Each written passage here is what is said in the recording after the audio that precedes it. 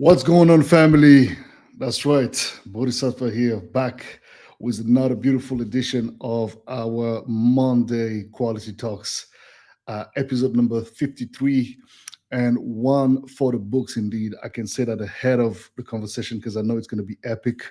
My guest tonight, this afternoon, this morning, this day, wherever you are located in the world, is a remarkable woman, a person that I have had the chance to meet on a flight to Murano a couple of weeks ago, and we clicked. Anybody who knows of this show has heard me talking about the fact that when I'm traveling, I usually never speak to anybody. I am very much, to myself. And it so happened that the universe made it such that the conversation had to happen, and we could not stop to talk for the entire ride from Lisbon to Venice, and then Murano, where I had to perform. And this lady, oh my God, how can I start by introducing her? I think, first of all, she is a mind body coach. She is a speaker. She is a woman that motivates human being in general in a way that really taps deep into the core of ourselves. On a certain level, I think she has a capacity to help us shift some of the paradigms we create that maybe holds us back from accomplishing our best capacities, our best version of ourselves. And she's one of those very unique humans who are able to help us who seek to always, accomplish things at the highest level possible, our potential. And in doing so, this lady is a man. Come on, I mean, her biography speaks volume. She is a best-selling author, TEDx speaker. Her biography literally reads like an entire freaking book. It's amazing. I mean, her life is amazing. Her history is out of this world. From working with some of the biggest brands in the world, and doing so much. I think this lady by the name of Cortney McDermott will introduce herself better than anyone else as soon as I bring her on board to this conversation today. I hope that you, ladies and gentlemen, are feeling comfortable, my beloved Buddhists. Feel free to interject, come in with the comments as usual, show some love, and ask questions. This is going to be a beautiful conversation. Courtney is right now in Colombia, where she's doing a series of talks, and she has granted us a little bit of a very precious time. And so, without further ado, let me bring this sister right on. Hey! Go Hola, ahead. hola, hola! Hey, everybody! Super to be here, Armani. I love you. Thank you. Thank you for having me. Thank you, my dear Courtney. Thank you very much. Well, I as I said in the beginning, it's hard to introduce somebody like you because you've done so much in your career. You've also gone through so much as a human being to be where you are and where you are yet to be. Of course, it's a constant evolution, I guess, as we could put it. It's it would actually be interesting for the viewers who may or may not know who you are to hear more of what Courtney is about and what some of the remarkable things that you being recognized for. So tell us about who is Courtney McDermott. Well, who I am is definitely not any of my credentials, as you Okay, know, of above every, course. first of all, yeah. So, and I often joke that I've lived so many lifetimes in this life. Hmm. I'm constantly reinventing myself and constantly putting myself out there for new challenges, and sometimes even not willingly necessarily, but you just go for it because you kind of have to. I think it's just the way that evolution pulls you or pushes you sometimes.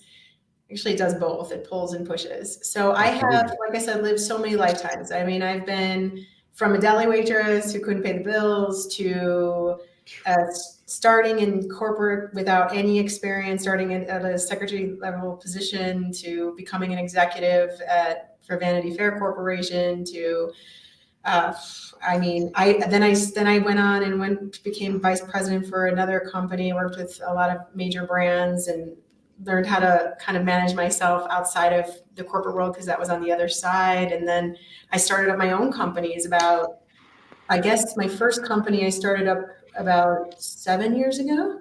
And then since then I've been an entrepreneur and been doing all sorts of different things in my business, but mostly my business is around human potential. So pretty much anything that has to do with human potential, understanding more about how we operate. People, it's like we're going around with the most magnificent operating systems ever created, but most people have no idea how to use them. And let's put it frankly, right? We weren't taught any of that. So that's where I come in. And before I get into start of the question I want to ask, what do you mean by the system? Are we talking about the mind, the body? What is it that we're talking about? All of it, all of your operating systems. It's your mind, your body. It's understanding also kind of your connection with spirit, what that looks like. It's just all of it. But yeah, I do talk about it most of the time through the lens of science, while bringing a lot of neuroscience, epigenetics, quantum physics. I mean, we talked about this on the flight, a lot of that stuff. And so but that's more trying to help the rational mind get on board with what you're made of. I mean, what are you? Yeah, right? Absolutely. And this is the ultimate question, I think, as humans that we can ask and that we can inquire into, and that we can discover that we're infinite, man. Absolutely.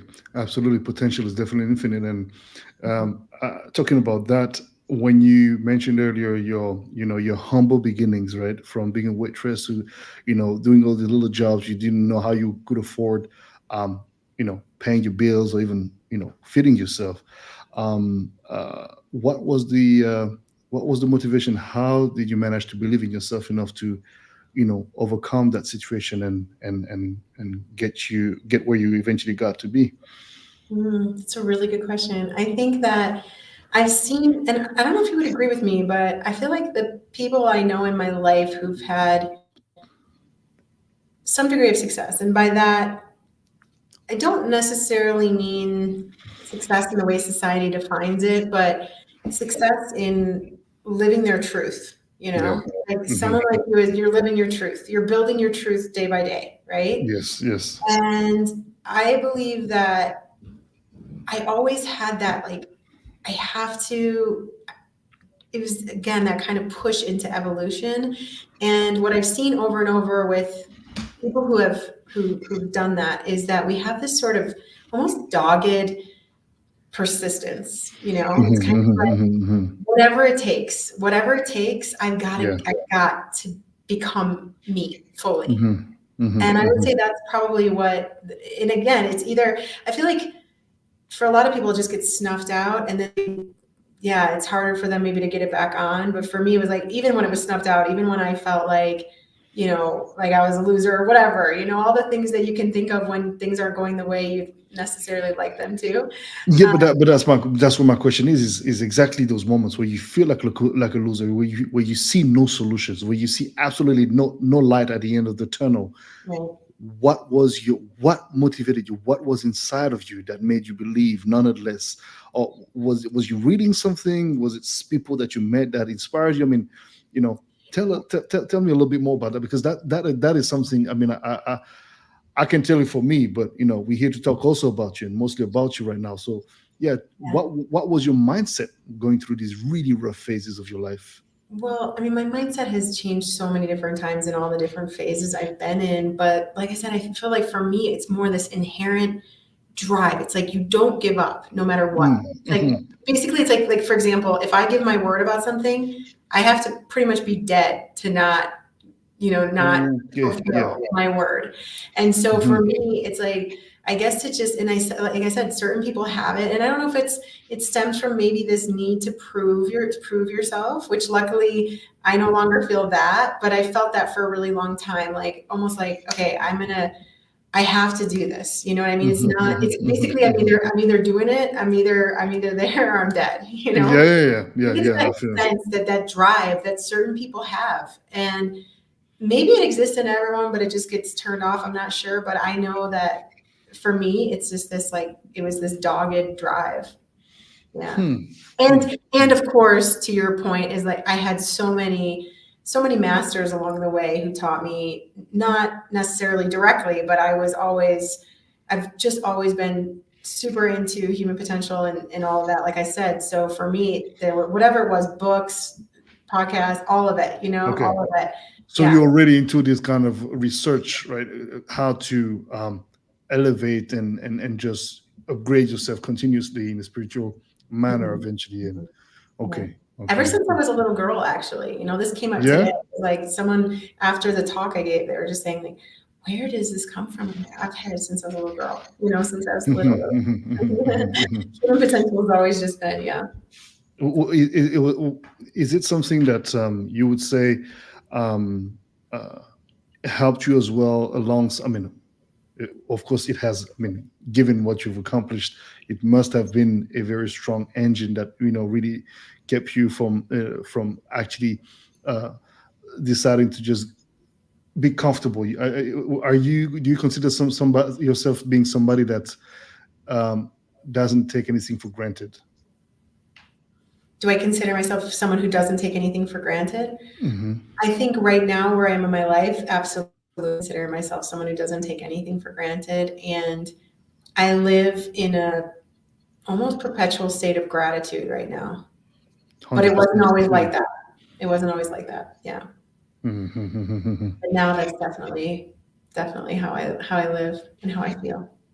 Okay, take me through. All right, now, sorry, I'm gonna geek in big time because I love not deconstruct, but I like to um, take stock of all of these little aspects of your evolution because I think that a lot of the time, right, a lot people don't know how to know what it is to be their truth and how to go about accomplishing their full potential, if Mhm. that is ever achievable. I think we're always at the pursuit of Mhm. accomplishing it, but eventually that's the drive, right? So um, for example, so okay, from the moment you became a secretary and you became VP of Vanity Fair, what was some of was it an aspiration you had, or was it a series of opportunities that you happened to be at the right time, the right place, the right moment? It took all the opportunities that came along.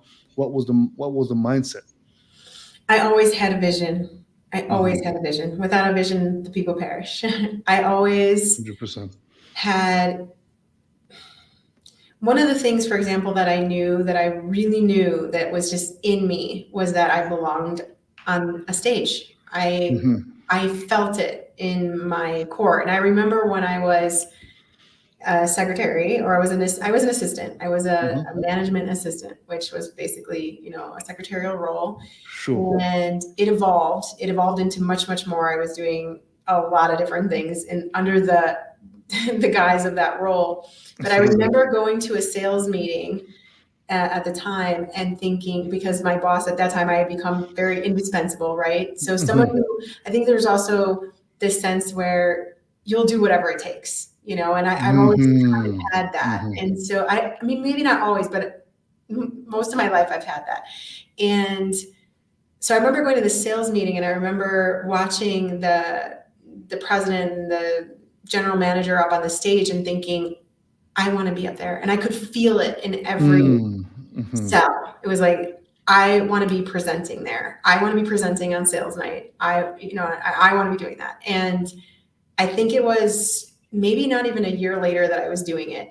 And it was, Wow. yeah, Damn. I think it was a year The later. drive and how okay, go ahead. Good. Sorry. It was the drive. It was like, and the feeling and connecting with when you know that something is yours. And it wasn't, it was a stepping stone to what I'm doing today, which is really what I'm meant to be doing. Yes. But it was a big part of that. It was a huge part because what I wanted, what I knew was that I was here to serve in that capacity. I was here to inspire people to action. I was here to get people to understand a little bit more about Yeah. what's possible for them, right? Hmm. And so I felt this so deeply. And And yeah, it was obviously when you feel something so deeply like that and you have that vision and you don't let go of it. And I could go into the science behind this. Maybe we'll get to that, because I didn't know at the time all of the science that I was applying. I had no idea. Yeah, I'm sure. I mean, yeah, I get it. Yeah. So what I did was, yeah, with this vision, holding this vision, it was able to meet me through a series of circumstances. It's like you and plane. I mean, neither one of us talked to people on planes. Both of us actually were with our headphones when we were Absolutely. waiting. Had it not been for Nuno, I mean, we smiled, of yeah, course, we're friendly okay, people. It yes, wasn't like, we're not jerks, but it was like, dude, I'm in my groove, you're in your groove. But yes, yeah, circumstances were such that you and I had to talk, like you yeah, said. And so definitely. that's what the universe does. It starts to co-conspire for what it is that you're dreaming. But the more you can understand, like at the time, I didn't understand a lot about that process, but now that I understand and I teach it, the faster those things happen, the faster it starts to come Absolutely. together. Yeah. Absolutely. Well, okay, this is amazing. I mean, family, I've been talking to you about these kind of things for the longest time on this show. The power of the mind. The mind is power. You have all the capacities in you to uh, uh, reveal your full potential, as long as you're ready to do what it takes. And what it takes first and foremost is believing, right? So wow, this is beautiful. And I would like to greet those who have joined us so far. We have Fake Free Entertainment LLC, La Milliardaire, Keisha, Brian Smith. Thank you very much, Fake Free Entertainment LLC, for the donation here. Thank you, thank you. Papa Keisha, toujours beaucoup le coucou premier ton juré des sponsors, le mignon des mignons. Aïe, aïe, aïe. Okay, for those of you, well, Courtney, you don't know yet, but Keisha and I, Keisha and I, we started this whole thing around the same time. I started a little bit after him on YouTube during the pandemic, and I've done Keisha's first show ever. Amazing. Club Shada. Club Shada 001 was with me, so we have our inside jokes and stuff. But yeah, and it's great to see that we're growing our respective platforms, and we support each other. And it's very interesting because our viewers come from, whether it's my show or his show. It's really, really dope. So talking about how you eventually got to project yourself in that potential future. You had no absolute certitude that you could eventually reach that point, but you believed in yourself. You materialized that desire so much inside of you that the universe, I guess, manifested it for you and showed you that it is possible. So from that, it's very interesting because your career, and of course, you're not your career, but your career is testimony of the amazing connectedness you've managed to build for yourself, because with yourself, right? And as you said, you at this time you didn't have the knowledge you have gathered, obviously, through the years. So from becoming VP of this massive company, you worked with the U.S. military, with the NASA, I believe Nike, Starbucks. I mean, so many big brands, and then boom, you did like a 360-degree move and you start your own business. How is that move coming to play when you've pretty much had all the so you've managed to do all these big things where most people would be very comfortable making all these big buck and stay there? You decided to just follow something completely different. Tell me about this. I'm really interested about that move and what encouraged you to do that. Yeah, what just came through for me while you were saying all that is there's Jim Carrey. I don't know if you're familiar at all with any of his talks or his work, but he once said something like, a lot of people live their lives in fear disguised as practicality. And at that point in my life and in my career, I had achieved all of the symbols of success. I was literally every symbol of success. I mean, I was flying corporate jets. I was wearing the Jimmy Choos. I mean, I had a daughter. I was married. I I still have a daughter, thank the Lord. I'm no longer married, thank the Lord. No, I'm joking. He's a wonderful man, but we are no longer. I'm not joking that we're no longer married. But, I um, understand. but anyway, I had all those, and I was, I was a marathon runner, and I was this corporate executive, and people, I was Wow. speaking all over. I was jet setting. I remember actually, I used to literally bring my daughter, breastfeed her, run to give a talk, come back, breastfeed. It was crazy, but Wow. it was what from outside looked like success, right? Yes. And the crazy part was 10 years prior to that. So I'm talking about 10 years ago. And 10 years prior to that, I was in a situation where I didn't have any of those things, right? I didn't have a silver spoon. I did not have any connections. I really didn't have any of that. So I thought 10 years prior to that, that as soon as I have those things, and each one was like, oh, as soon as you got this, right? Because this is the bill of Mhm, goods that mhm, gets sold, is mhm. as soon as you have this thing, and that could be a relationship, it could be whatever it is, the shoes or the phone, I don't know, whatever that is Mhm. for you, the titles, whatever it is. As soon as you have it, well, then you're going to be happy. And this is Mm. what most people, when they think of the pursuit of happiness, Yes. and they don't even necessarily do this consciously. Most of the time Mm. it's really unconscious, is like, oh, as soon as I'm married, or as soon as I have the kid, like whatever, it's just as soon as that, then I'll be happy. Instead of, I'm going to be happy right now. I'm going to find that within Yeah. Yeah. myself. Yeah. And then from that place, that's where I'm going to create from. So once I got to those places that I had all the gold stars, right? Once I got there, Hmm. I realized, oh, damn, this is not it. This is not it. I am not happy. I'm not fulfilled. I have all the things. I'm supposed to be happy. Why am I not happy? And it was But because I but is wasn't. it lack of gratitude, or is it just not being fulfilled because there's something about what you were doing that just, yeah, I wasn't? think I think to try to find one thing is to oversimplify. Although no, that's actually not true. I will tell you what it is. I was not connected. I see. I was chasing ideas, symbols, Mm. Hmm. instead of being in deep listening of Hmm. myself and my own truth. I didn't even know what my truth was.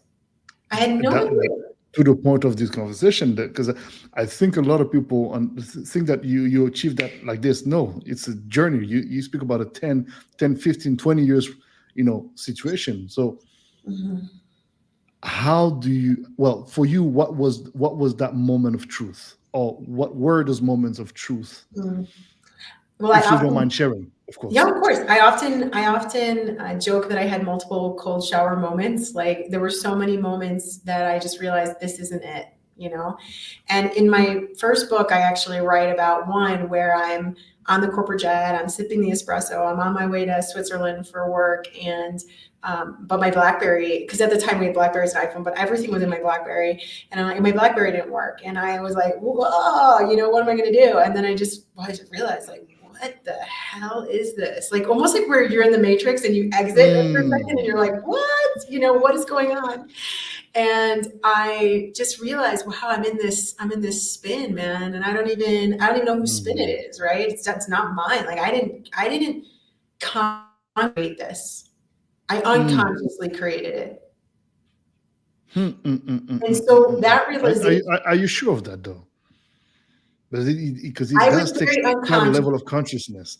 Maybe not a spirited consciousness, but I I think mean, I was very unconscious. I think I was following dictums. Like I was following what I had been told and conditioning and all of that. I think I was uh-huh. literally in a place where it was, okay, there were certain things in there for sure that I was more aware around, Hmm. but for the most part, I really don't think I was a conscious creator. I think I was creating things and I kind of realized, but it was a spin-off of like, oh, kind of even to a degree of like, I never asked myself, why do I want these things, Armani? I never asked myself, why do I want Hmm. that? Why? Well, I mean, if you don't mind me intervening here, I think it is quite understandable when you've lived through so much scarcity, and we could even purely say poverty, not of the mind or the soul or the heart, but material poverty, and when you've been in so much lack, it is only but normal for you to aspire for something that provides a sentiment of stability and safety. So you're going to look for more of that because you're scared at it. You. I'm not saying that that's how you felt, but I would say that most people will feel like I don't want this to ever end because I don't want to find myself in a position like the one I was in, before I got where I got. So maybe consciously. Oh, okay. So we can curse on my show, by the way. So Okay. shit. um, this means that you were you. We could possibly say that what was your trigger and your motivation was fear. Right. But you see, going after all of those things as a Hmm. sense of security, that's exactly what I mean. Exactly what you're saying is I was looking in the wrong place, right? So I was looking Hmm. at something external that was going to validate me internally, something external that was going to tell me that I was safe. Hmm. Hmm. And Hmm. it doesn't work that way. But You can't like you can have a temporary relief. You can have a temporary sense of safety. But the truth is that safety that is in you, right? That abundance that's in you. If you hmm. can feel that even when you don't have it, or if you can feel all the things like right now Ah. with conscious creating, I feel like, and I'm just using that term, it's not really, I don't know what else to call it in this No, moment. no, no, please, please, attends. Go ahead, Mama. We're gonna go deep. Anyway, with that, it's like I'm already feeling so when I talk about, consciously creating, what I'm saying is I already have it. So anything Hmm. I can dream of, anything I can imagine, I'm like, whoa, I already have it. I already am that. I am all of that. So it's a totally different, exactly to your point. It's no longer lack. I'm not in any lack.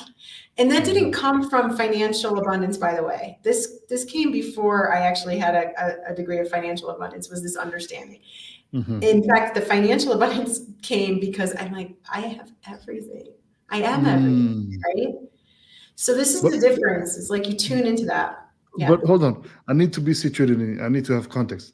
When did that sense of abundance came about? At which part? At which point of this conversation of you? Is it as you are feeling like you need to transition from, all this fast life, businesswoman, always on the go, private jet, this, that, Gulfstream, that, blah, blah, blah, blah, blah, to, okay, I'm going to go towards something that is more in tune with your true calling. Is it during that transition that you find in this moment of that moment, or can you give me some context? Sure. So I'm not necessarily sure that it was one moment per se, Mhm. but what I Mhm. will tell you, what I do understand is that, well, first of all, let me define what I mean by abundance and let me Yes, define what yes, I yes, mean by, yes, yes. like Thank you. we throw terms around, right? And I think it's important to just say, okay, for me, Hmm. abundance is like that sense that everything is there for me, right? Whereas before I Yes. felt like I didn't necessarily deserve certain things. I felt in lack. I felt in lack. And you can have all the money in the world, but if you feel it lack, Mm. you're poor. True.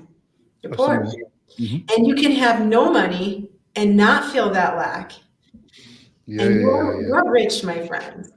yeah. And then actually that's the moment where the riches start to come. So I've had multiple different versions of this. And right now, I mean, we can talk about it in the sense of money, but I don't really think it's about money. Money is just an out picturing of a belief that you have, right? It's an out picturing. It's if you've got a lot of it, normally you have certain beliefs that reinforce that around abundance, et cetera. If you don't have a lot, you probably have a lot of beliefs rooted in lack, right?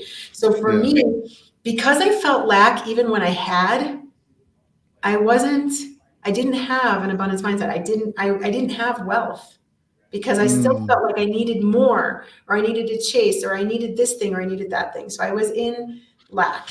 So you didn't have So, spiritual wealth, but you had material wealth. Let's distinguish that. well, yeah, and we can use all these terms, but I think it's a lot simpler than that, which is just basically, am I connected with the truth of what I am? D'accord. Am Okay. I connected with Mhm. the truth of what I am? I If see. I am, then we can call it spiritual, we can call it money. It's all the same thing. Like our brain likes to put things in nice little compartments so it can digest, but it's one consciousness, right? And it's like, where are you in that how aware are you of the fact that it's one consciousness? In other words, it's all you. In other words, it's all available to you. Or are you like, I'm this tiny little thing out here on the periphery that doesn't necessarily deserve something, right? Yeah. I get it. Okay.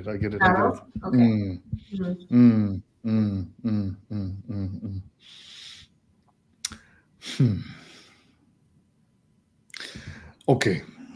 But you see, the interesting thing here is this, right? Most people, because they by the way, Fake Free Entertainment says he likes your mic. Ooh.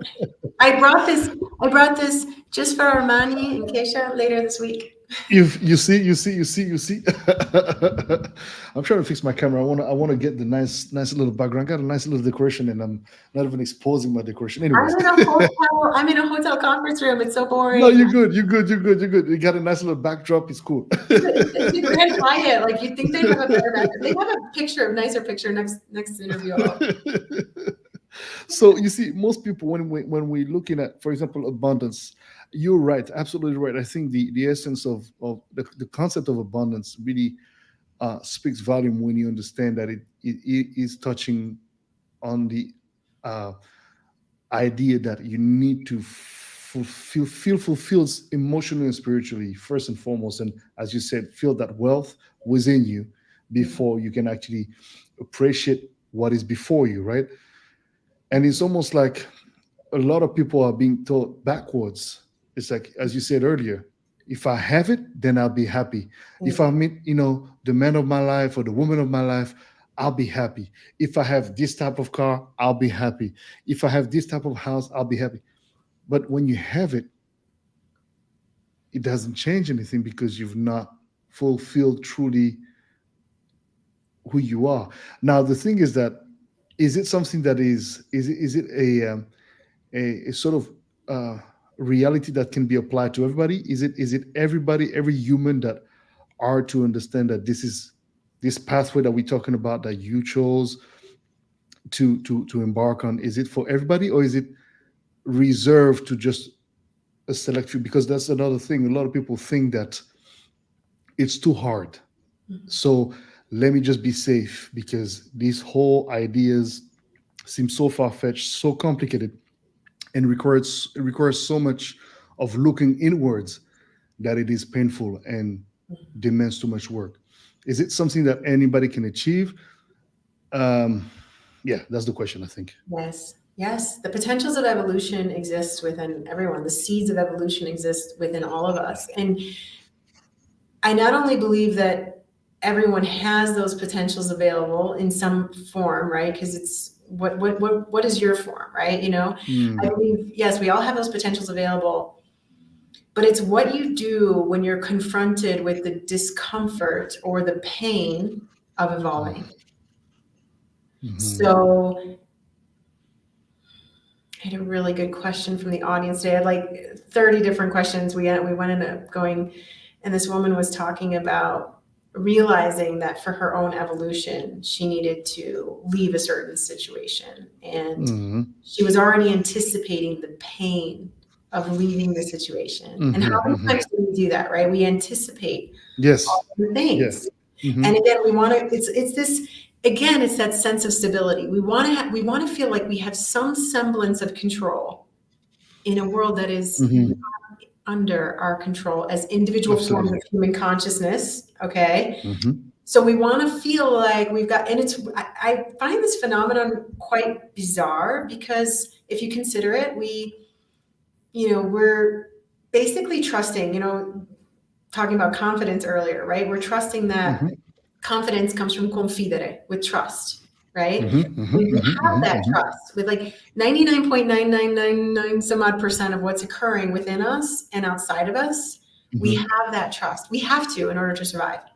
So for example, I'm trusting right now that the trillions of biochemical reactions occurring in my body this very second are going to continue to do what they need to do for me to continue to inhabit this form. I'm trusting that my brain is going to continue to send electrical impulses down to my arms, my legs, saying to move in certain ways, right? I'm trusting that my heart is going to continue to beat. I don't sit there and say, "Oh my God, let me develop a 5-year plan for my, for my vital functions." Like I don't do that. It would be insane, right? And it's the It same will thing be with, impossible. it's the same with what's happening outside, right? If you look at it, like Yeah. you're not, for instance, we're trusting that the sun is going to continue to rise and set every day, right? And do all that the sun that we need from the sun to survive. We're trusting that. We don't go to bed at night, right, Armani, and say, is it going to come up tomorrow? Is it not going to come up? Is it going to come up? Is it not going to come up, right? But with this 0.0000 whatever 1% that we try to control and manipulate, we do that so we can have some, like I said, some semblance of in an ever-changing world, some semblance of something that we can like attach ourselves to. And that piece is the piece that I'm continually challenging, because when instead with that, we also are able to say, I trust. I don't understand it. I might not even like it, but I'm going to trust.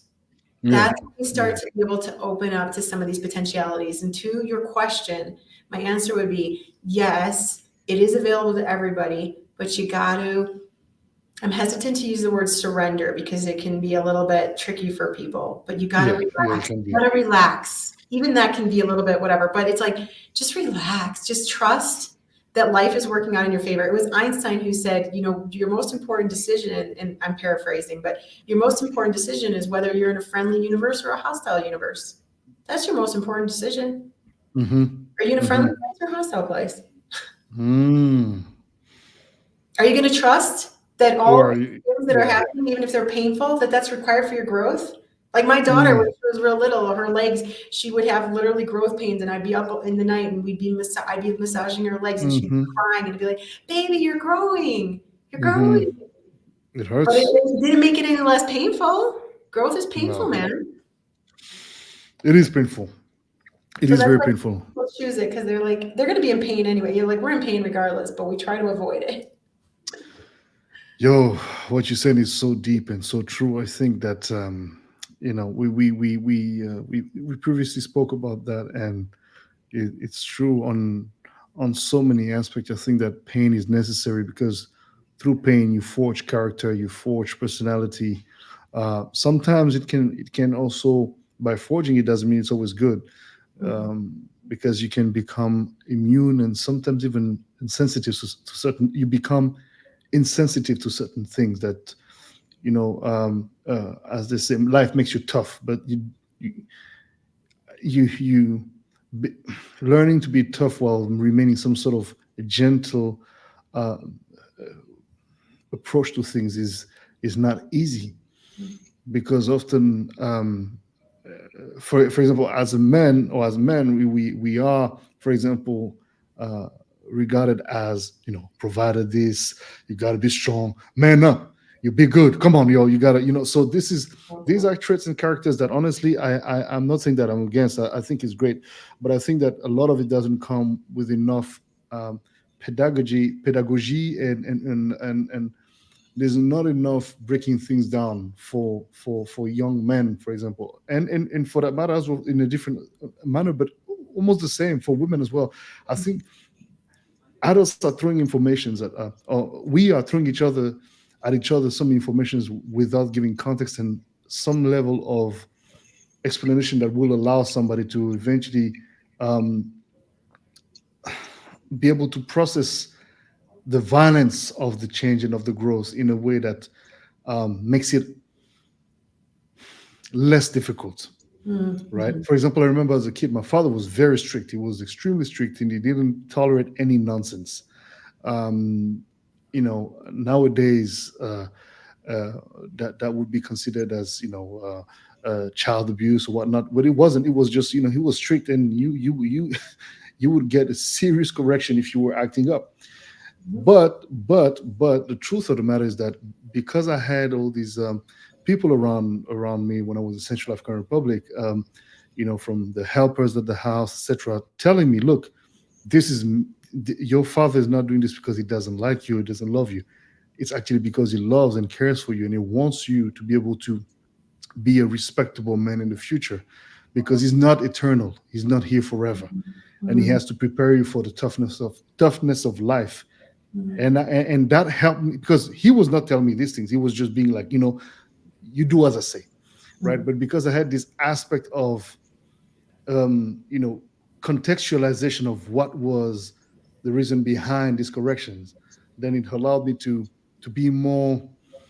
I wouldn't say I didn't appreciate it, but I accepted it in a much more um, understanding way. Should I put it this way? mm, mm, So you're right. I think oh God, it's such a deep thing when we think about it. We our perception on success, on what it is to be true to yourself, what it is to respect yourself, what it is. So all these concepts and these ideas are ever more so complicated to grasp nowadays, even more so than before, I would say. But what do mm. you think? I'm not certain if nowadays it's more than before, but you brought up something that is so vitally important to growth and to evolution, and in my mind, which is Hmm. integration of all that you are, right? Hmm. Um, we both grew up in very strict environments. My father also had a very heavy hand, and we receive a lot of conditioning, as women, or as young, whatever, as females and males, we receive a lot of conditioning. And essentially, what that conditioning says is you can't be all of you. All of you is not welcome here.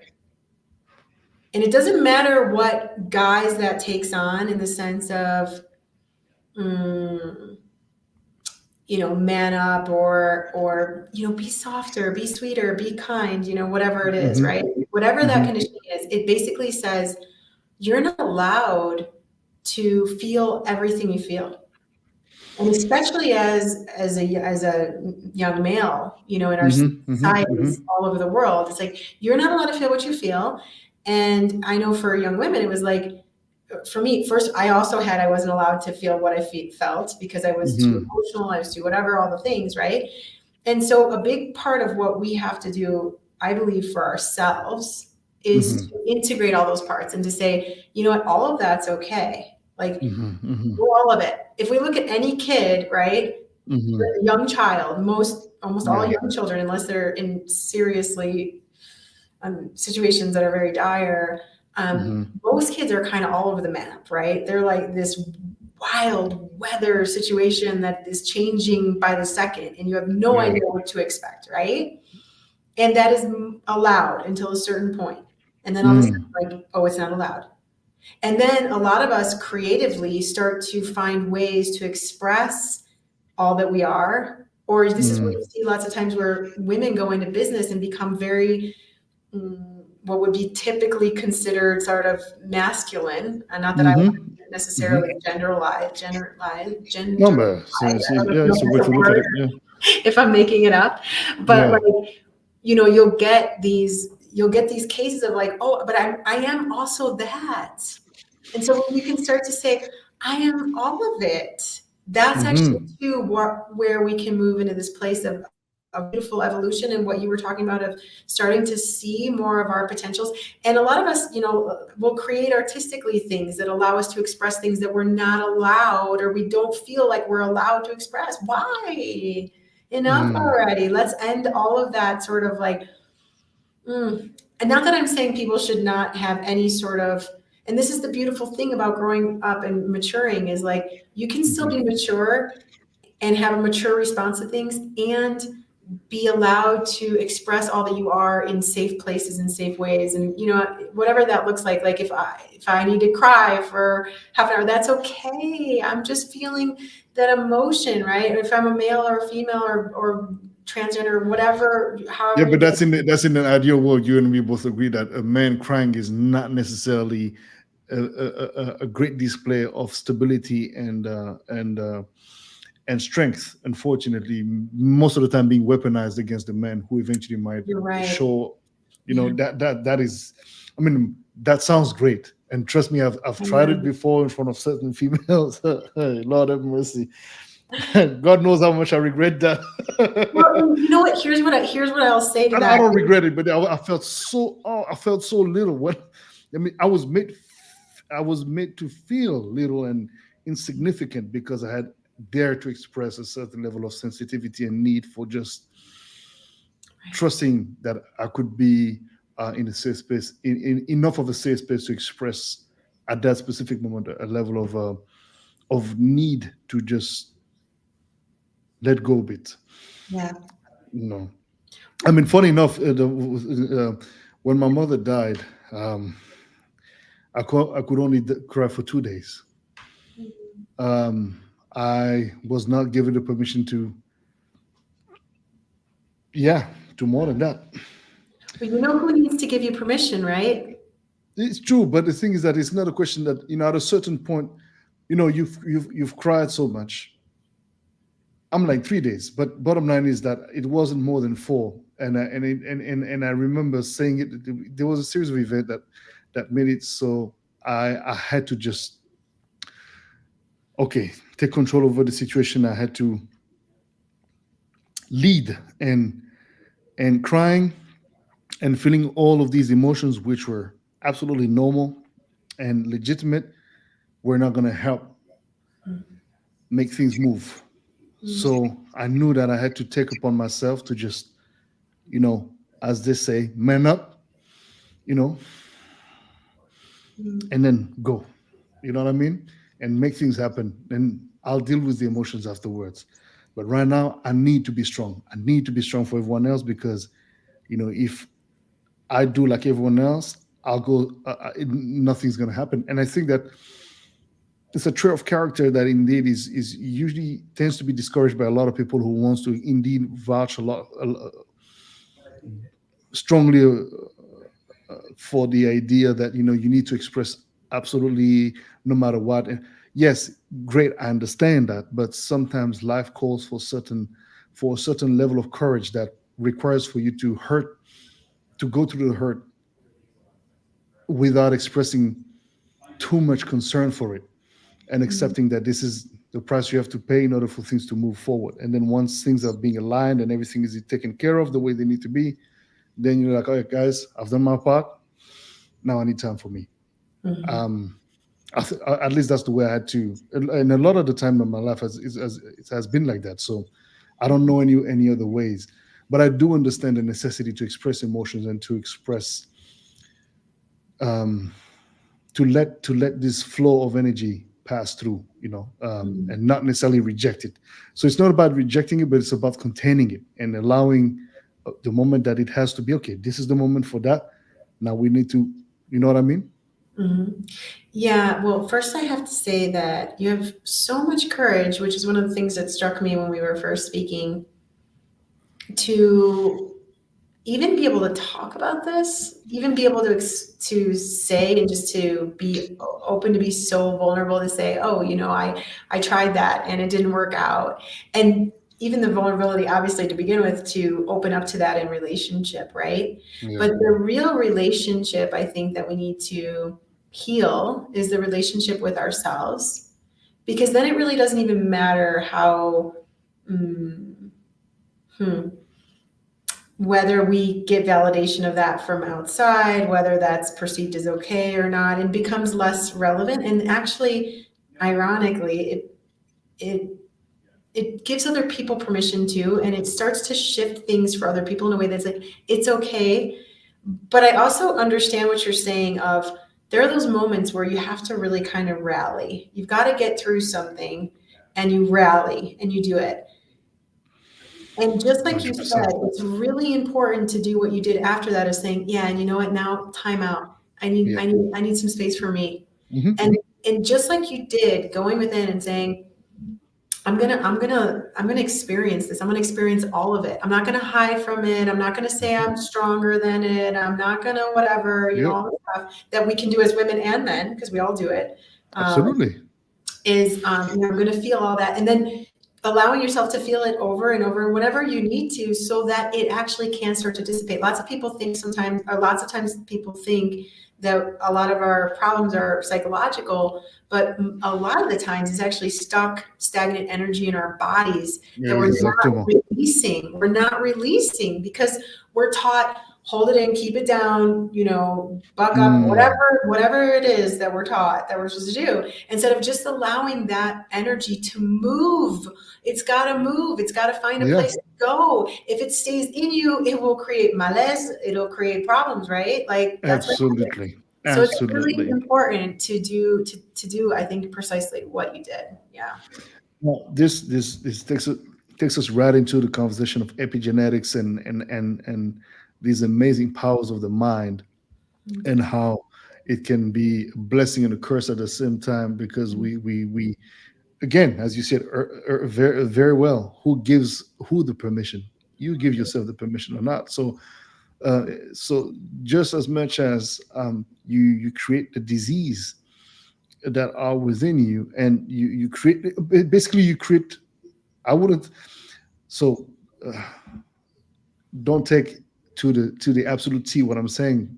Not you, Courtney, but I mean people, listening and watching the show. But it's like we create a lot of the environment that facilitates a lot of the shit that happens in your life, in our lives, Mhm. uh, consciously or unconsciously. So can you can you can you as the mind body coach that you are, that you've trained to become, you've embraced, because it's not even you train, but it's a calling. You responded to your calling. Now, allowing the audience that's listening to us right now, telling a little bit more about the impact of these energies, and not allowing these negative things inside us to go somewhere and being stagnant, how it affects us. I mean, please elaborate. I mean, Sure. this is Okay. your This could go on. We'll start. I'll see what I can explain in a way that people can start moving some of this in a different exactly. direction, moving the boat in a different direction. So, okay. So you've mentioned a lot about the mind, right? Hmm. And the mind is kind of a small part. Like we live in a society that has really glorified the rational mind and glorified the thinking and rational thinking and all of that. Hmm. But if you consider it for a moment, right, Hmm. the average person is having between like 50 to 70 thoughts per day, right? Hmm. 70,000 thoughts per day. Okay. And for most people, those are the same thoughts every day. Yeah. Right.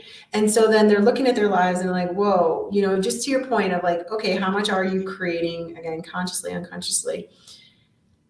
The thing that's important to realize is there's a few things that are important to realize. One of them is that we don't even know the origin of thought, right? So don't blame yourself if this thought is in your head and Hmm. say like, oh, I've got to push it out and I can't, and I shouldn't be thinking negative and all this stuff. Mm. We don't know. With all of the advances in neuroscience, they actually don't know the origin of thought, right? I can't Hmm. point to a part of the brain like the prefrontal cortex and say thought originates there. I don't know. We don't know. They're electrical impulses that arrive, right? And we Hmm. either attach to them and we give them a specific meaning and we Yeah. attach to them emotionally. And by emotionally, really what I mean is I want to be careful about this too, is it's a sensation that's provoked that actually goes into your body. Okay. So Mm. the Mm. sensation, usually, if it's a thought that we would call negative or a certain kind of frequency of thought, will provoke an emotional response or a sensation response.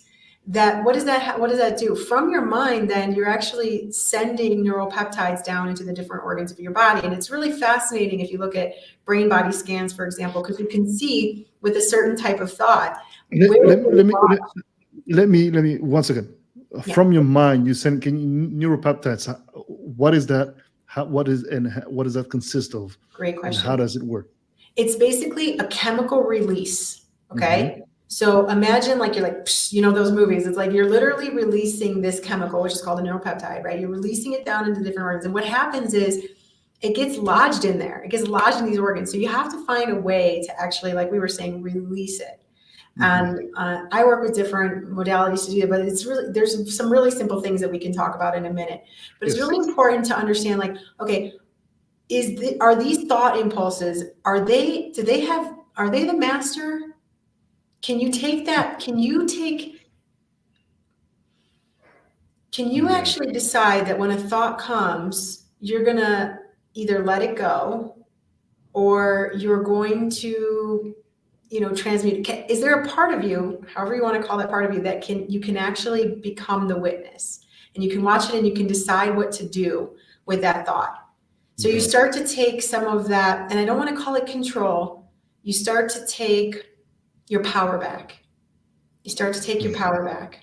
You start to direct the mind, which has gotten out of control for most people. There's a beautiful saying in Italian. They say la mente mente. It's the same word for mind and lie. The mind lies. Mm-hmm. But again, this isn't true for everyone, right? I like Have you that. let the mind run havoc? Are you paying any attention to the thought impulses that are coming? Or are you just having 70,000 thought impulses and thinking, and not thinking? Second most sold book, I believe, and I may be wrong, maybe it's the third, but I think it's the second most sold book in the history of books, is Think and Grow Rich by Napoleon Hill. Voilà. Have you ever See, read this book? I think Yeah. I heard something similar to what you're It's saying. Yes. always cited in success literature. It's like, right? And what I always say to people is, okay, so if everyone's reading that, or if everyone's reading, I've never read The Secret, but if everyone's reading this stuff, well, then why isn't everybody rich? Exactly. And the reason why everybody, like I said, I mean, the abundance, the knowing that you're all of it and it's all available to you. Okay. If everyone's reading these, what are they missing? And when I talk about the book Think and Grow Rich, I say there's two words that are implicit in that title. And it's learn to think. Learn to think. Learn to use your mind. Now, this is not an easy process, but I will tell you that it's very simple.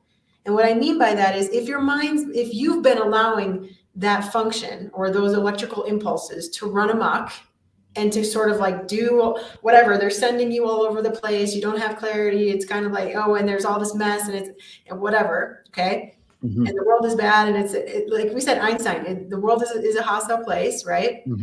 It's like if you're allowing that to kind of run amok, well then, yeah, you're going to see results in your life that don't necessarily feel very comfortable. Okay. So starting to understand how you can start to direct that process a little bit, and we can talk about that in a minute, but also how you start to release a lot of what you've been holding in your body so that you can do that. Because I don't want to use the word reprogramming, because the mind is an ecosystem. Like the most recent discoveries in neuroscience actually demonstrate, right, that the mind is more of an ecosystem. So it's not like, oh, you have this perception profiles or there's a specific part of it. So not that I want to get too much into the science and derail us from but it's okay. It's okay. Drop it like it's hot. Because it's hot. Oh my God. I want to get to people to a place where they can actually start. Sure. Yeah. Okay, I know I've got to get back to a conference pretty soon, and you got to absolutely. Yeah, your time is very constant. So yes, let's get to it. But so first is you go into the body and you realize, okay, how do I start releasing? How do I start releasing some of the remnants of these thought impulses that are still active and they're still impacting me in ways that are uncomfortable? How do I start to release them? Okay.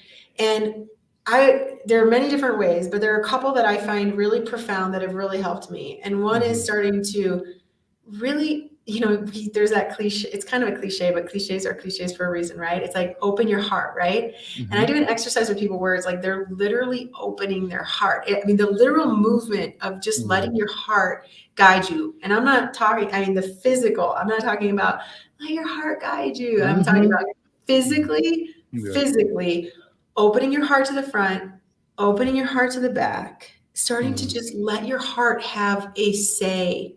The electromagnetic field around your heart is so many, many, many times stronger than the electrical field here. Why are we not tapping? This is a mind. We were talking about it all, right? This has its own set of neural circuitry. It is ridiculously powerful, but we just opening it up, letting it move you, not you moving it, letting it move you, and then it starts to move you too. So this is an exercise I like to do with like a song. And then there's another exercise that if you want, you can try it with me. So you stick in your, everyone listening can try it, because this is Okay. one of the ways that I start to release that energy, so I can start Okay. changing and directing my thoughts. Okay. Mm-hmm. So this exercise, you just take one hand and you shake it. Just shake one hand, only one, Mm-hmm. while I tell you the story that when I was learning this, and shake it as fast as you can, like really go for it, right? And the story is of a gazelle, and this gazelle is being chased through the wetlands by a tiger. Mm-hmm. However, the gazelle gets away, but the gazelle Mm-hmm. does not go to therapy for the next 10 years about the time that this tiger was shaking her through the woods. What this gazelle does is she shakes through every part of her body, releasing the tension, releasing the fear, and she goes back to being a gazelle. Now hold both hands out in front of you and tell me the difference between, what do you feel? Oh yeah, there's definitely yeah. There's a physiological alteration here. I can see. Voila. Yeah. And this, so like the hand that was shaking usually feels a little bit lighter, a little bit more effervescent, a little bit like, I'm ready, let's Yeah, go, yeah, yeah, let's yeah, party. yeah, yeah, The other hand is like, bleh, yeah. let's shake out that other hand, whoever's listening, just to equal, just to harmonize. So not the one that we were just shaking now. We shake the Yeah, other the one other now. one. Shake the other The other one. one. Shake it so Yeah. that you start to just, again, you're freeing up the energy. Okay. You're Mm-hmm. freeing up the energy. People need to understand, we need to free up that energy so that it can move in other places. If we don't free it up and people are just sitting there repeating mantras in their minds and wondering why it doesn't work, Mm-hmm. okay, this is one of the reasons why it's not working. So go ahead now and let those hands just settle down, and just so that you can start to see how you can move the energy. Now, when I do this on my own, I take a song. I've been taking your song. I've been taking Keisha's song. Like I'll take something that I love listening to. Your guys' music, by the way, like, um, Thank you.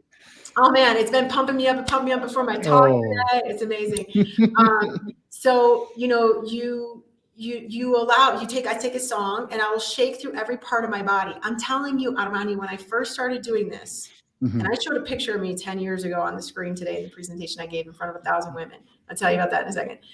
When I first started doing this, I was so disassociated from my body, and I was holding on to so much that there was one leg that I couldn't even shake. I didn't tell this story in the talk today. There was a lot of other stories happening, but there was Whoa. one leg that literally I couldn't even shake. It was like this jerky move. And now I'm just like, I'm flexible, I'm free. I'm opening my body up all the time so that my body's in a state to be much more receptive to the thoughts that I actually want to Mm. generate, not the Mm-hmm. ones that are just on autopilot, but the ones I'm deciding to implant to start shifting things subconscious. Now we get into the unconscious, and there, wow, dude, we could go on for hours and hours, but I know, but say one more yeah. thing if you want before we move on, or I don't know if you want to comment on the physical, so that allows you to move into the No, into no, the no. Go ahead, go ahead. And trust me, I'll follow you. And then yeah, Okay. don't worry. So Go ahead. we've gotten to such a point in our society that Yes. people don't realize that the mind is master. And again, just to bring, I don't know, I'm not normally quoting Einstein, but for some reason he keeps popping in here that he needs to say something. So Inspiration. Go ahead.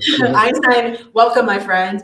Let's go. He was such a guru, man, that dude. So anyway, one of the other things he was saying was, and again, I'm paraphrasing, was basically like, we have made the imagination, which is the Mm. true creative, just infinite force. We have Mm. made it subservient to the mind. The mind needs to be the servant of the imagination, my friend, not the other way around.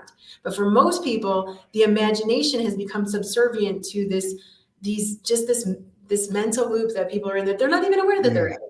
Okay. Yeah. So Yeah. instead of using their imagination to create, which I know you're doing, I know I'm doing, but I wasn't Yeah. aware I was doing that. I was like trapped in the multiplex of the mind. So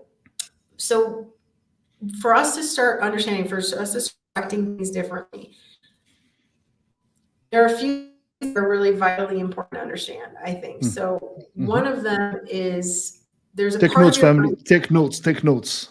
mind. Or you can watch the there's, a show part of, again. That's a good way. That's a good thing. Go ahead. Mm-hmm. there's a part of your mind, and probably your listeners are familiar with, or I'm sure a lot of people are familiar with. It's called the reticular activating system.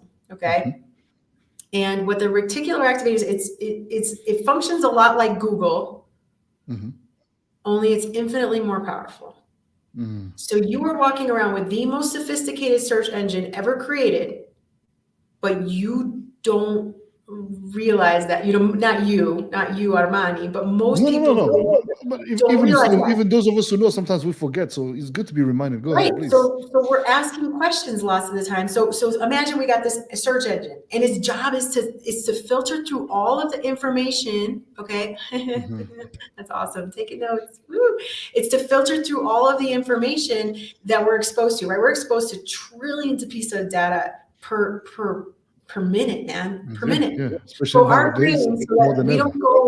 so that we don't go loco, as Mm-hmm. individual forms of human consciousness, right? Because we're divinity in this cell, okay? Yes, So yes. that we don't go crazy, our reticular activating system says, oh, this thing is important to Armani. Let me go find the answer to that. He's asking this question. So a lot of people, they don't understand that they got this amazing research, and they're asking shitty questions. And so I can swear on this podcast, I'm going to say they're asking some shitty ass questions. Go ahead, go ahead. You can swear as much as you need.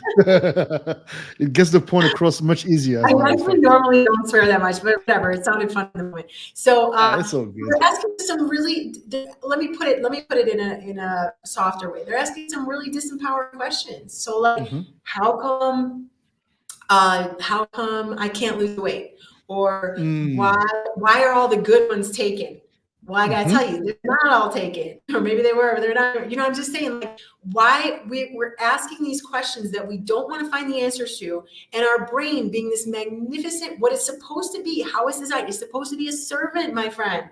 So what is it doing? It is literally saying, oh, Armani's looking for this thing. Well, let me show him everything in his environment, which is infinite potentialities everywhere, right? That's how we met on the plane. Yes or no? Yes, absolutely. Right? Absolutely. Let me show him some reflection of what he's focused on primarily, what his main questions are. Okay. Let me give you an example of this. Years and years and years ago, I worked at the North Face. And as soon as I started working there, shortly thereafter, I started to see North Face jackets everywhere. Okay. Now, at the time, I didn't know about this. I was like, dang, I guess I started working there. Everybody wants to buy North Face. I don't know. Right. But no, obviously, I didn't. Absolutely. No, right. There's moments where, for example, you buy a car, right? And then you see that car everywhere. Yes or no? Right? That's absolutely. your activating system at work.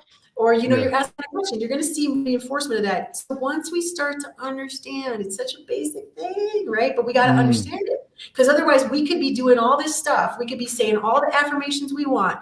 But if we're asking these underlying questions that are super disempowering, well, guess what?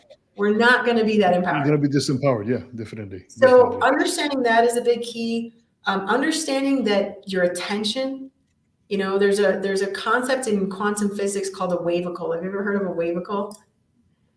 No. It's the idea that a wave is a particle at the same time. It's sort of a quantum yes. Okay. like humor, right? It's it's a wave up into the point of observation, i.e., attention. In other words, the moment the scientist in a lab puts his or her attention on the wave function, it is translated into material reality. It's translated into physical, into a particle, okay, into physical form. Now, of course, here I'm talking about a scientist in a lab looking at subatomic quanta like quarks and bosons, right? But how do we see that reflected in life? You can see, in fact, every major sport, every major, like one of my favorite ones is race car driving. Okay. They say, never look at the wall. Never look at the wall. Don't look where you don't want to go. But where are most people placing their attention? On the stuff they don't like. Yeah, true. People don't want, on all the stuff that they're saying doesn't work. Well, then what are you expecting to see more of? Because guess what, my friends? It is physics. It is not, oh, this is a nice, funny, airy-fairy thing to think about. This is hard. And by the way, I'm bringing up the science just for people who need to have access through. It's important. Look, I love that, because on the show, I've had people talk purely about spirituality, magic, this and that and the other. And I think that's also great. I'm open to that. I can understand all the lingo and I understand the applications of it. But I think that, what you're bringing is extremely important and truly, truly valuable. So please go ahead. I'm bringing it because I work with a lot of people who have have been so, and they're very good at operating the mind, right? They're like, Hmm. I mean, I work with very, very high profile people, right? And Yes, you do. they have learned how to use their minds in ways Hmm. that they really do value the rational mind. And there's nothing to not value. You should definitely value the rational side of things.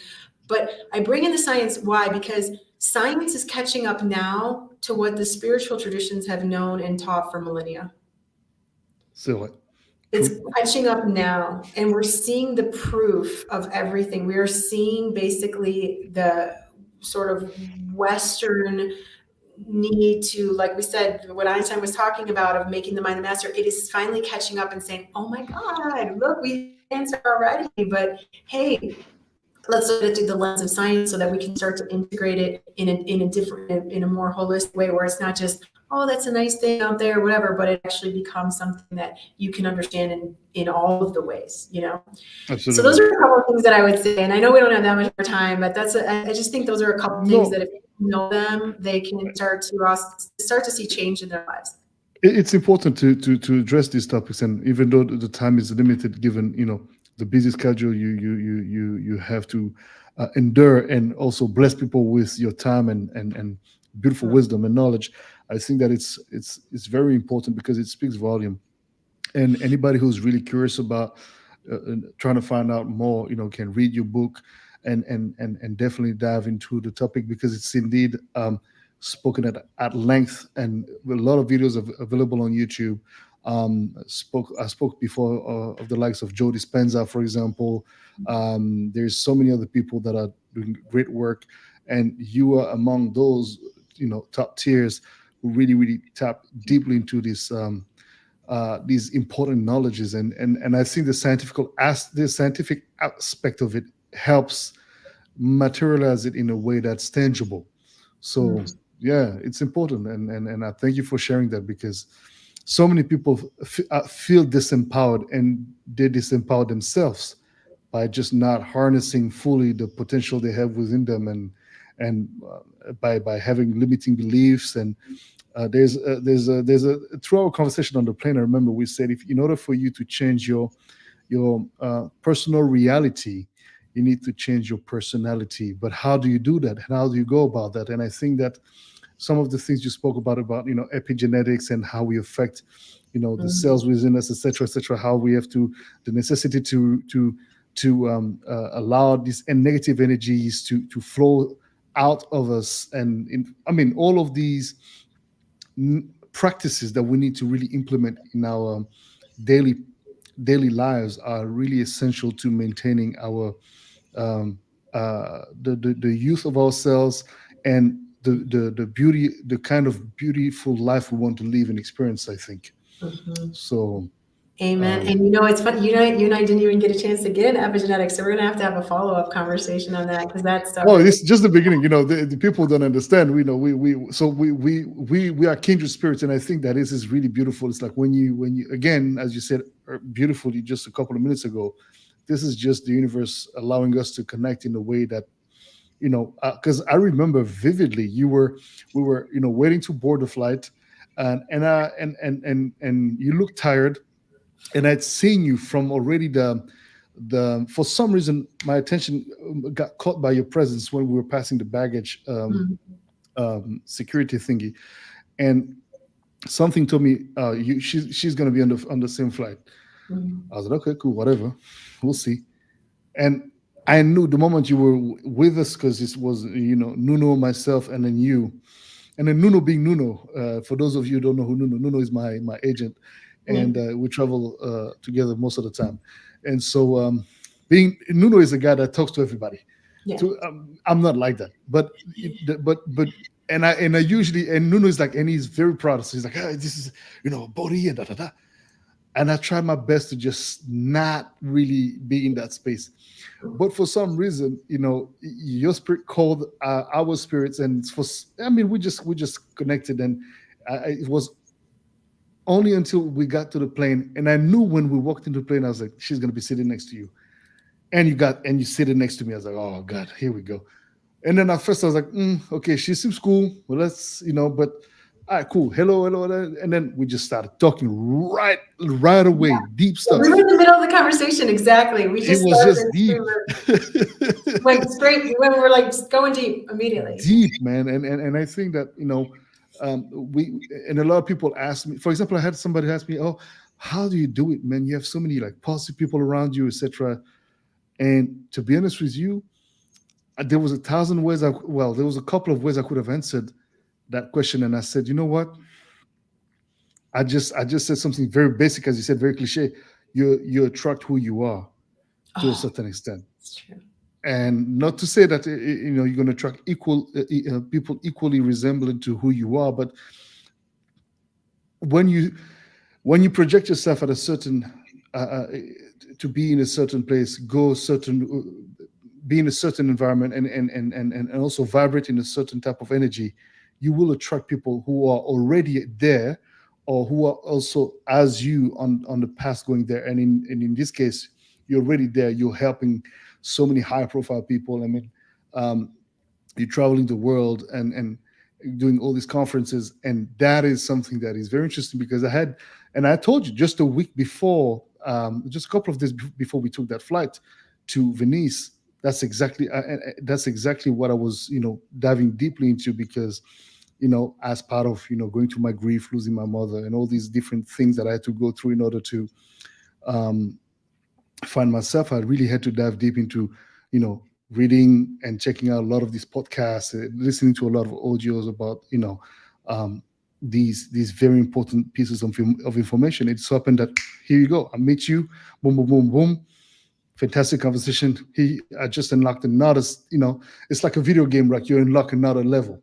Mm. So yo, Mm. gratitude for this beautiful You encounter. Same, same. And this is, we have to put a pin in that too, because next time we got to talk about frequencies, brainwave frequencies, I agree. vibrations.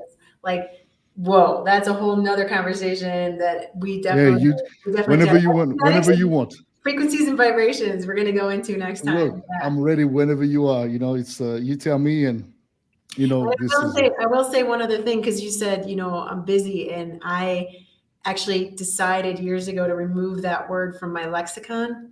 mm, I am not busy.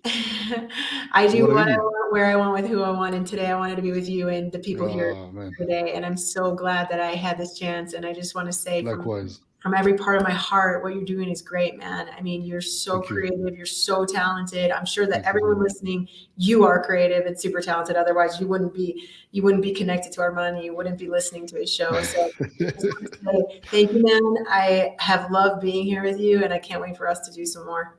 Yeah. Definitely, Courtney. And again, have a beautiful stay in Colombia.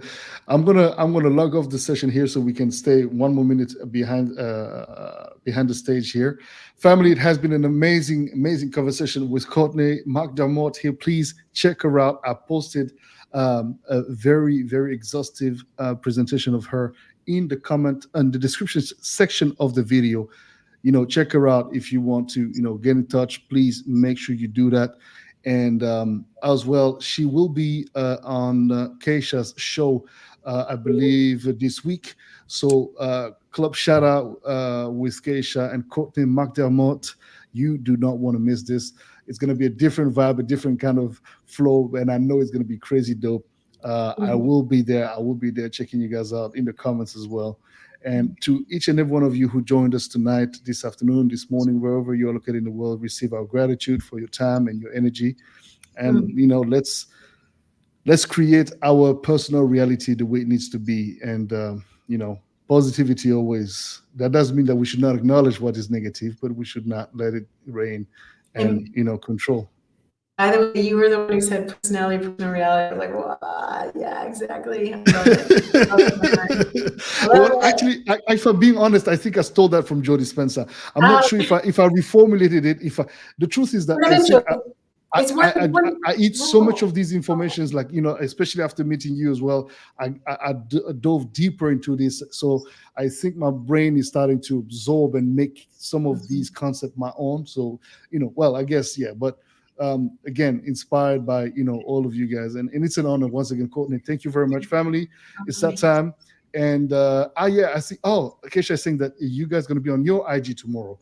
You guys doing an IG Yes, talk? we're going to be Yes. live on my Instagram tomorrow. Yes, we're going to do a live tomorrow. Yeah. Absolutely, absolutely, absolutely, absolutely, Thank you. Have a absolutely, blessed day absolutely. too. Wow. Thank you, beautiful. You're a beautiful flower. What a beautiful name with an H. I love it. Ciao a Yo, tutti. A bientôt. family, blessings indeed. Peace. Merci. Have a beautiful week. Au revoir. Yes, yes, yes.